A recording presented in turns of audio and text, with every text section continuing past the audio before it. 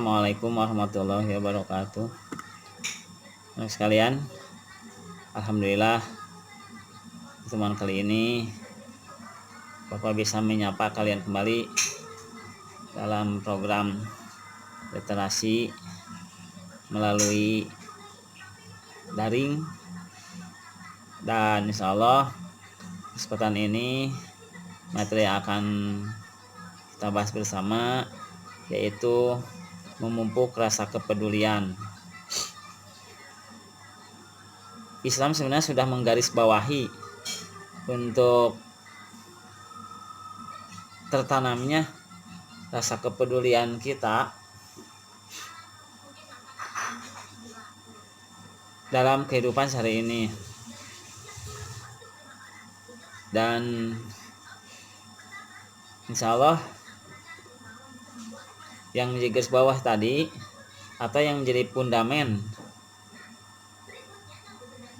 terpeliharanya rasa kepedulian, Bapak telah mengambil dari ayat-ayat Al-Quran yang insya Allah ini kaitannya dengan materi yang akan kita bahas pada kali ini. Yang pertama yang menjadi pondasi kuat tumbuhnya rasa kepedulian kita, yaitu yang pertama kita sudah pada mafhum dan pada hafal dengan sebutan yaitu habluminallah atau sambungan diri kita terhadap Allah. Untuk hal ini silahkan nanti kalian buka di dalam Al-Quran surat Az-Zariyat surat ke-51 ayat yang 56. Ini merupakan penanaman yang pertama rasa kepedulian dalam jiwa kita, sementara yang menjadi dasarnya, fundamennya adalah memperkuat hablum minallah. Sekali lagi dalam Al-Quran surat Az-Zariyat ayat 56, A'udzubillahi minasyaitonirrajim, wa ma khalaqtul jinna wal insa illa liya'budun. Dan tidak semata-mata aku ciptakan jin dan manusia terkecuali untuk beribadah kepadaku. Inilah yang pertama yang akan menjadi fundamen tertanamnya rasa kepedulian, yaitu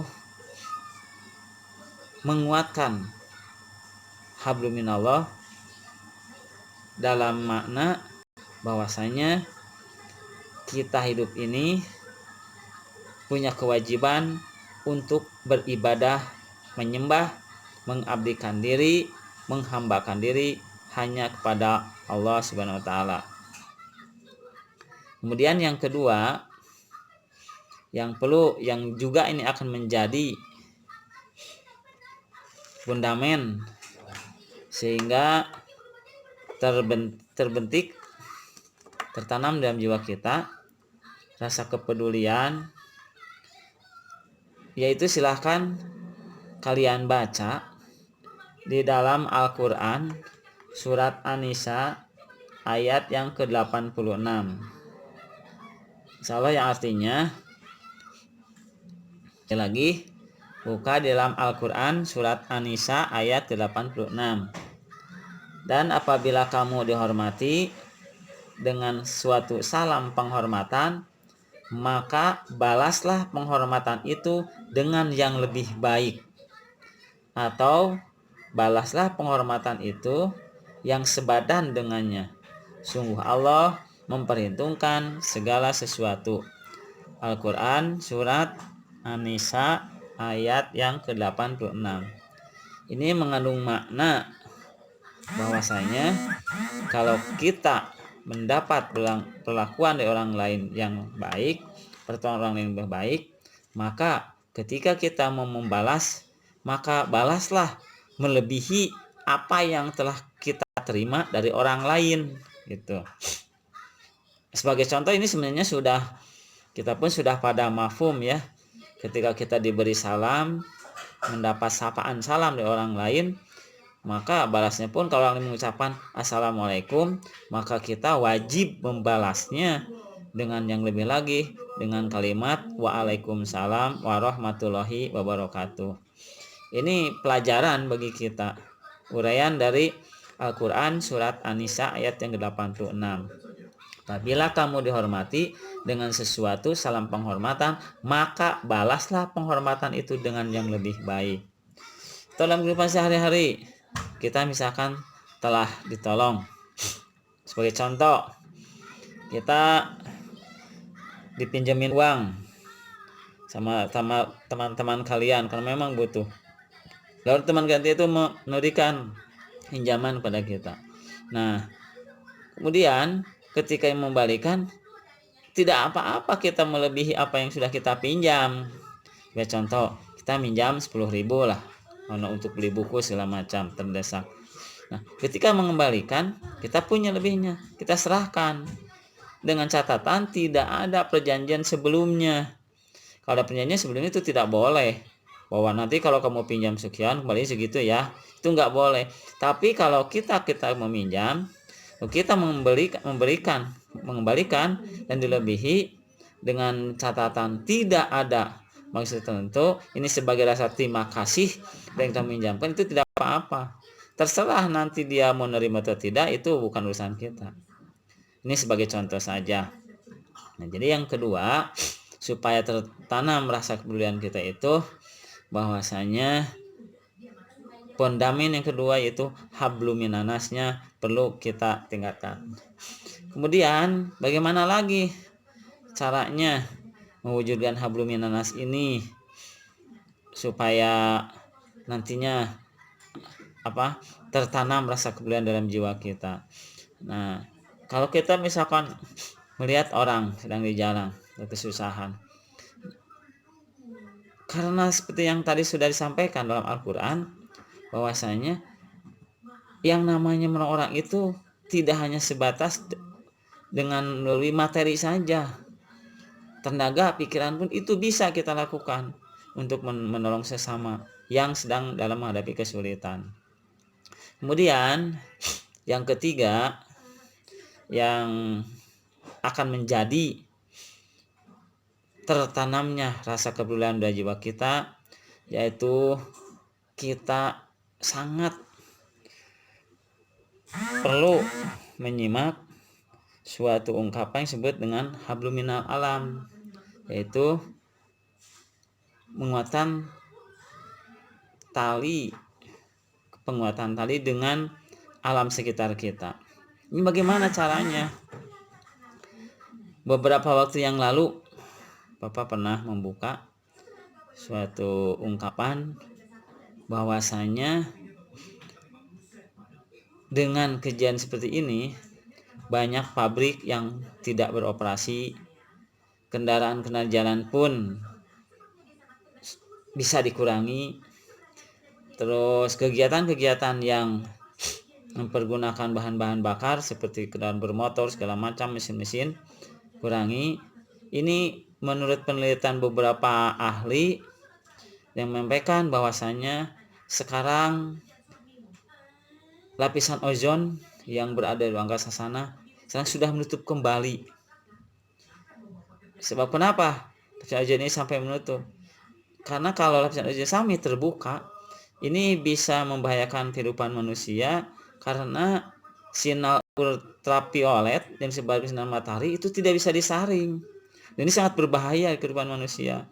Nah, dengan dia seperti ini, menurut Bapak ini hikmah ya, Allah memberikan ujian pada kita, menegur pada kita semua dengan datangnya wabah virus corona ini, sehingga kita aktivitas-aktivitas yang mempergunakan misalkan untuk jalan dekat aja gitu, misalkan kendaraan bisa dikurangi. Karena kenapa? Sebagian besar manusia lebih banyak bekerja, diam, beribadah di rumah. Ini sekali lagi merupakan hikmah, dan memang ahli tersebut menyampaikan bahwasanya tatanan kehidupan di dunia ini sekarang sudah menuju ke arah yang lebih baik.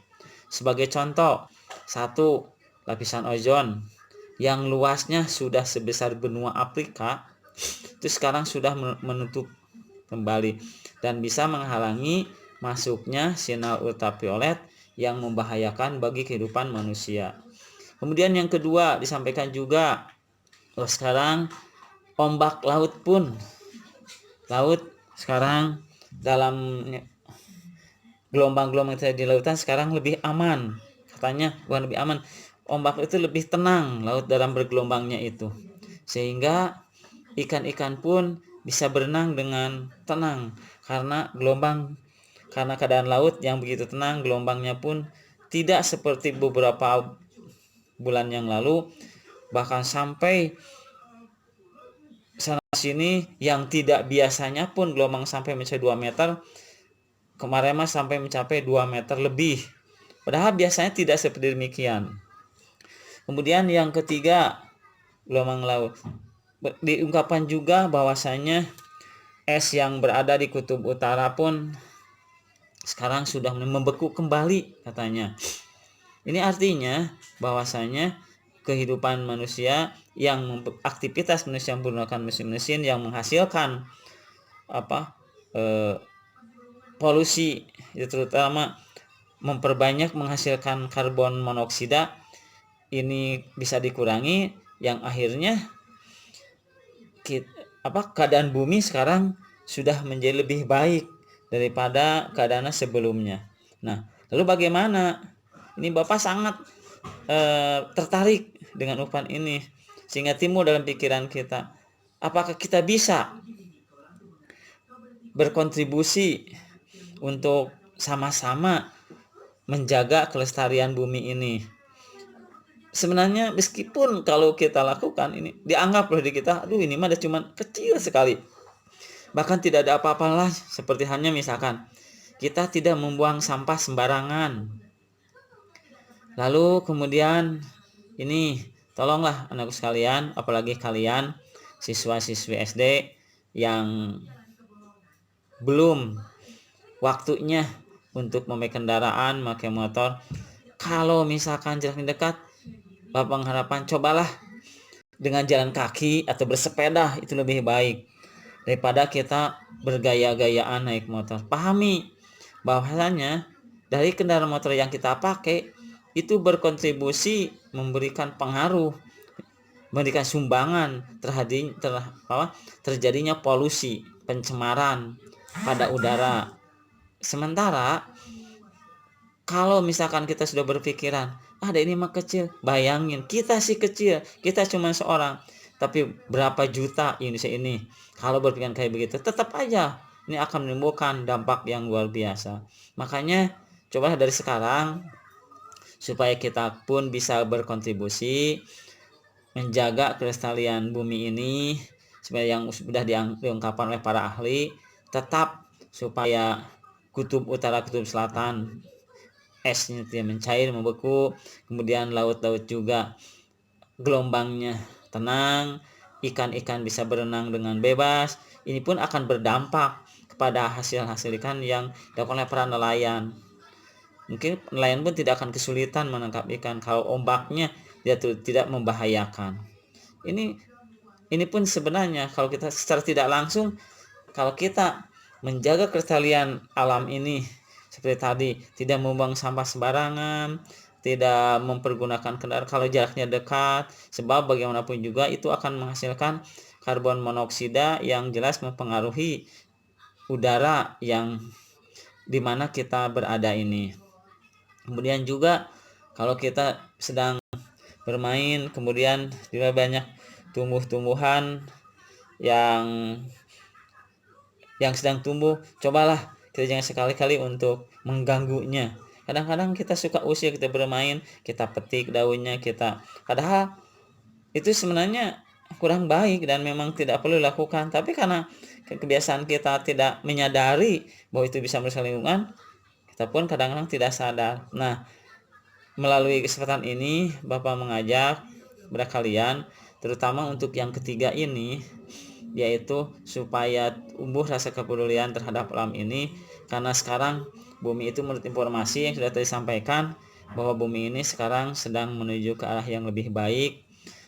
Kita pun sebenarnya bisa berkontribusi untuk membantu menjaga kelestarian bumi ini, sebab bagaimanapun makhluk hidup yang ada di muka bumi ini sebenarnya tergantung kepada bagaimana baik atau rusaknya lingkungan alam atau bumi yang kita pijak ini. Ya seperti contohnya hal yang kecil ya mungkin, tapi kita jangan berpikir masa kecilnya. Kalau misalkan 1 juta berpikiran sama seperti kita, misalkan tidak menyumbang eh, terhadap pencemaran, insya Allah mungkin bumi pun sekarang sudah mulai keadaan polusi udara pun ini akan terjaga dengan baik pula. Mungkin kalian juga pernah mendengar bahwanya sekarang Gunung Salak yang berada di Bogor sekarang sudah kelihatan katanya dari Jakarta, dan langit Jakarta pun sekarang kelihatan biru, tidak seperti biasanya. Kalau sehari-hari dulu itu langit di Jakarta itu jangankan warna biru, semua sudah tertutup dengan polusi udara yang begitu luar biasa membahayakan kehidupan manusia. Ini merupakan salah satu dampak daripada kalau bumi sudah kembali pulih, ya otomatis kehidupan kita pun akan tenang pula. Makanya kesempatan ini sebenarnya yang ingin Bapak tekankan pada diri kalian mengenai memelihara kebudayaan ini, terutama setelah bumi ini kembali normal dalam keadaannya, maka kewajiban kita untuk senantiasa menjaga, melestarikan supaya tetap keberadaan yang memberi ketenangan kehidupan ini bisa lestari dan selama-lamanya. Terus kalian, mungkin itu yang dapat sampaikan kesempatan ini. Mudah-mudahan bisa dipahami, dan yang lebih pokok lagi, bagaimana Pak cara menjaga saya supaya bisa saya pun berkontribusi menjaga kelestarian bumi ini. Tadilah seperti yang saya sampaikan, cobalah jangan sekali-kali kita kalau kebiasaan membuang sampah ke solokan, ke sungai, untuk sekarang ini cobalah jangan dilakukan. Coba bagaimanapun juga mungkin sungai pun ini akan menjerit ya pada kita kalau sampai kita mengotorinya. Kemudian yang kedua tadi, karena kita mentang-mentang di rumah punya motor 2, 3 bahkan sampai 6, kakak adik semua punya, tolonglah kalau bepergian sedekat mah lebih baik jalan kaki atau naik sepeda saja.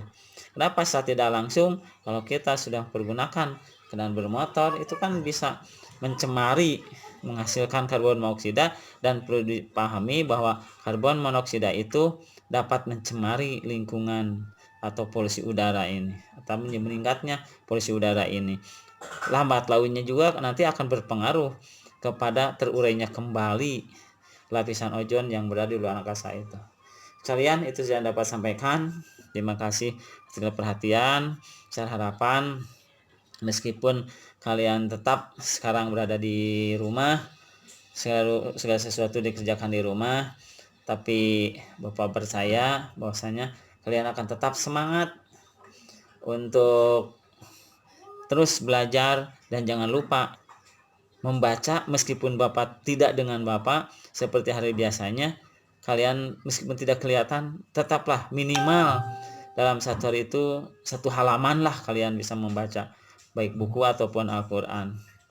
Kemudian juga ini informasi tambahan buat kelas 6. Anakku kelas 6, insya Allah nanti tanggal 11 Mei kalian harus ikuti US daring. Dan sekarang itu mengenai kisi-kisinya, kisi-kisi itu teh uraian materi sudah disebarkan dan sudah ada di guru kalian. Silahkan kalian buka di HP-nya, lalu pelajari materi-materi yang ada di kisi tersebut, dan itulah nanti soal-soal yang ada di dalam US daring itu insya Allah diambilnya di kisi-kisi yang sudah disebarkan.